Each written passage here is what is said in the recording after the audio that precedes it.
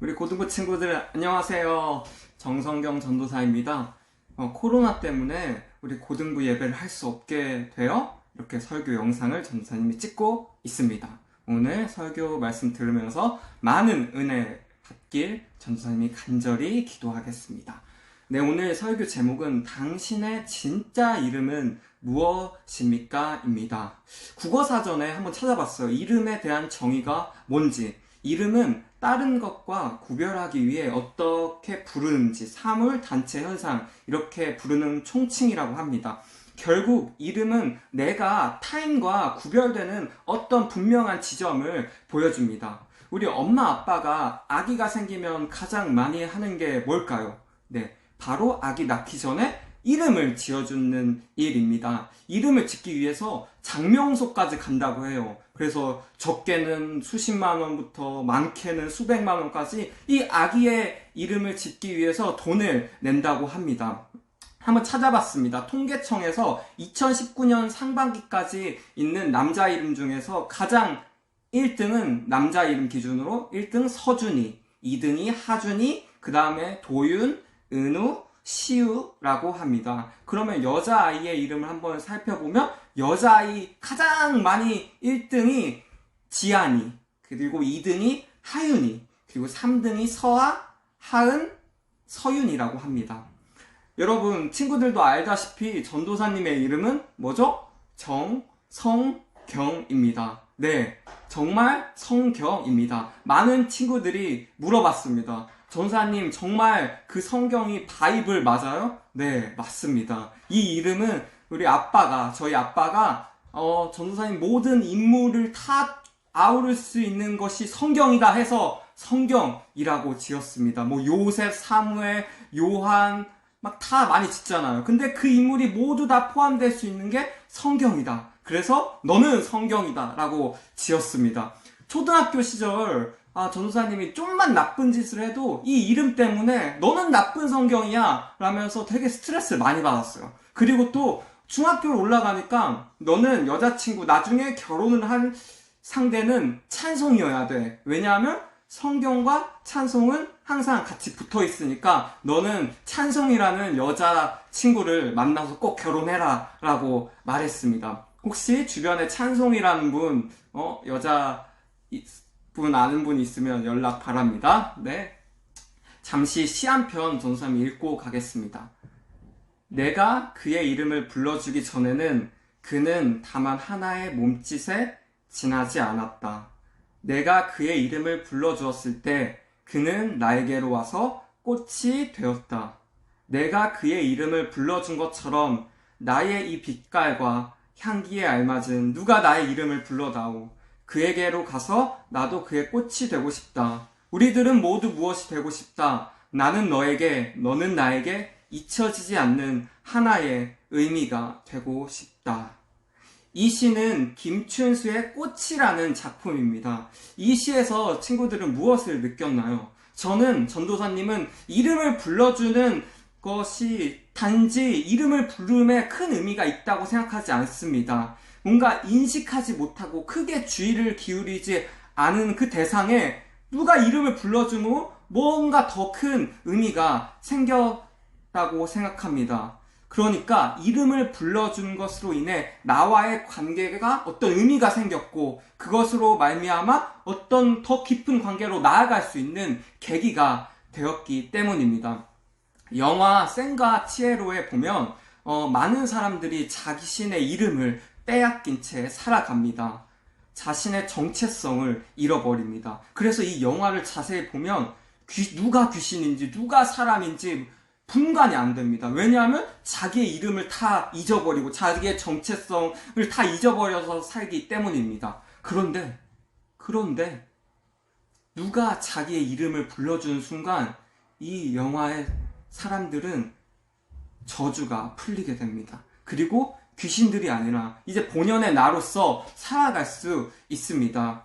오늘 성경 말씀 속 아브람은 하나님으로부터 아브라함이라는 이름을 받게 되었습니다. 이 사건을 통해 아브라함 인생이 엄청 변화하는 역사가 일어났습니다. 저는 단지 이름 바뀌는 것에 대해서 뭐 말하고 싶은 것이 아닙니다. 이름 바꿔서 부르는 게 뭐 얼마나 대단한 일입니까? 중요한 것은 이 이름이 바뀜으로 말미암아 자신의 삶의 가치 방향성이 올바른 방향으로 나아갈 수 있다는 것, 자기가 진짜 누군지 알 수 있다는 것이 참 중요하다고 생각합니다. 그래서 이름이라는 것이 자기가 누구인지 알고 내가 이 땅에 뭘 하러 왔는지 알아낼 수 있는 단어라고 생각할 수 있습니다. 그런데 우리 혼자 스스로 이름을 알 수 있을까요? 우리 모두는 이 세상 속에서 혼자의 힘으로 이름을 알 수 없습니다. 우리가 누구인지 참으로 아는 사람이 우리의 이름을 불러줄 때 우리는 누구인지 알 수 있습니다.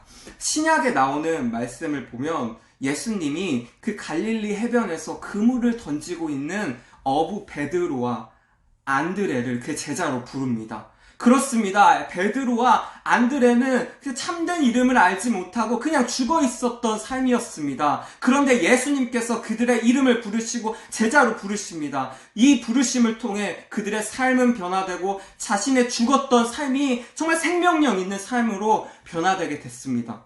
우리의 참된 이름을 부르실 분은 오직 하나님밖에 없습니다.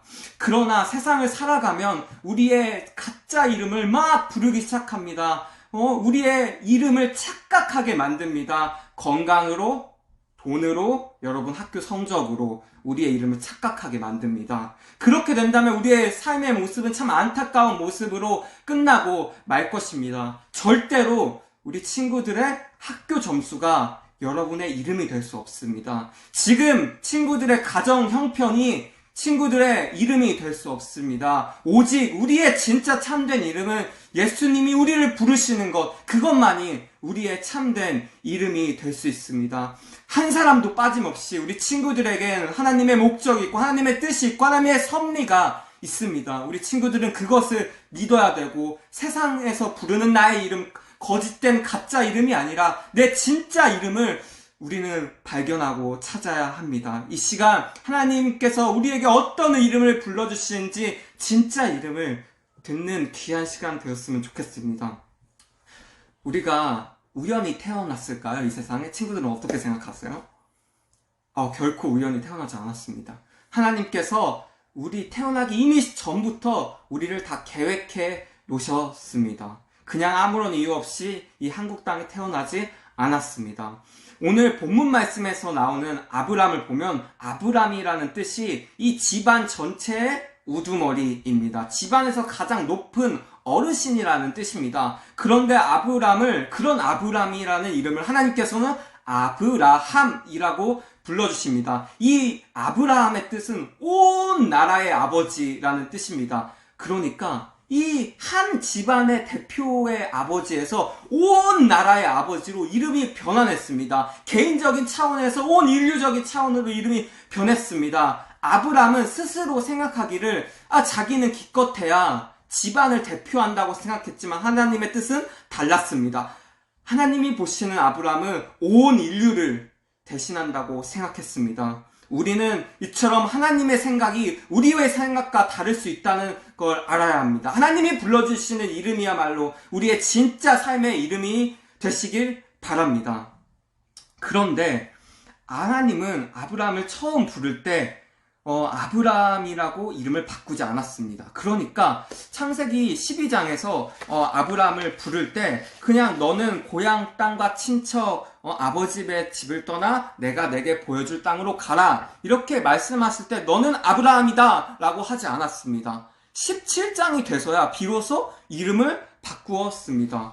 12장과 17장 사이에서는 시간 간격이 자그마치 24년입니다. 24년의 세월이 있었습니다. 그동안 어떤 일이 있었습니까? 우선 아브람은 두 번이나 치명적인 실수를 합니다. 기근을 피해 애굽으로 내려갔는데 아내 사레의 얼굴이 예쁘니까 그 애굽 왕이 자기의 그러니까 부인으로 삼으려고 했습니다.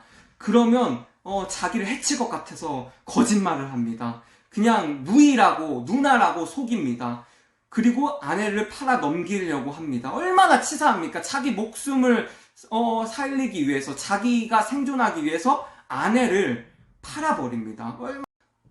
자기 아들을 하나님께서 주신다고 했는데 기다리지 못하고 그냥 아내 사레한테 출산이 안 되니까 하갈이라는 여종을 통해서 이스마엘이라는 자식을 낳게 됩니다. 그러니까 하나님의 약속에 믿지 못해서 그냥 자기의 인간적인 수단과 방법을 사용하고 맙니다. 그런데 아브라함은 부끄러운 실수만 한 것이 아니라 한편으로 아주 의젓하고 믿음의 모습을 보여줍니다. 조카 롯과 함께 살다가 헤어지게 되었을 때 얼마든지 내가 삼촌이고 어른이니까 어떤 땅을 먼저 선택하겠다라고 할 수도 있는데 오히려 조카 롯, 너가 먼저 땅을 선택해라. 네가 좌하면 나는 우하겠고 네가 우하면 나는 좌하겠다. 이렇게 먼저 양보하는 태도를 보여줍니다. 또 이방 왕들에게 끌려간 조카를 구하기 위해 집에 훈련된 318명의 군사를 거느리고 구해오다가 멜기세덱에게 축복까지 받는 일도 보여줍니다. 어디 그뿐인가요? 하나님과 언약을 맺고 아들과 많은 자손을 약속받을 때 아브라함이 여호와를 믿으니 여호와께서 이를 그의 의로 여기셨다는 귀한 믿음까지 한편으로는 드러냅니다. 이 24년, 이 12장, 창세기 12장에서 창세기 17장까지 이 24년의 기간 동안 얼마나 우여곡절이 많았겠습니까? 그야말로 아브라함은 한편으로는 의젓한 인격과 아름다운 믿음으로 하늘까지 올라갔다가 그 다음에 인간적인 실수로 바닥까지 떨어졌다가 이거를 이제 연거푸합니다. 하나님이 이 모든 일을 겪게 하신 후에 이름을 바꾸신 까닭이 바로 여기에 있습니다. 처음부터 이름을 바꾸게 하시지 않게 하시고 실수도 하고 극복도 하시고 차근차근 아브라함으로 만들어 가신 것입니다. 여러분 오해하지 마십시오. 이름이 바뀐다고 해서 삶이 드라마틱하게 바뀌는 것이 아닙니다. 이미 그 과정 속에서 바뀌는 것입니다.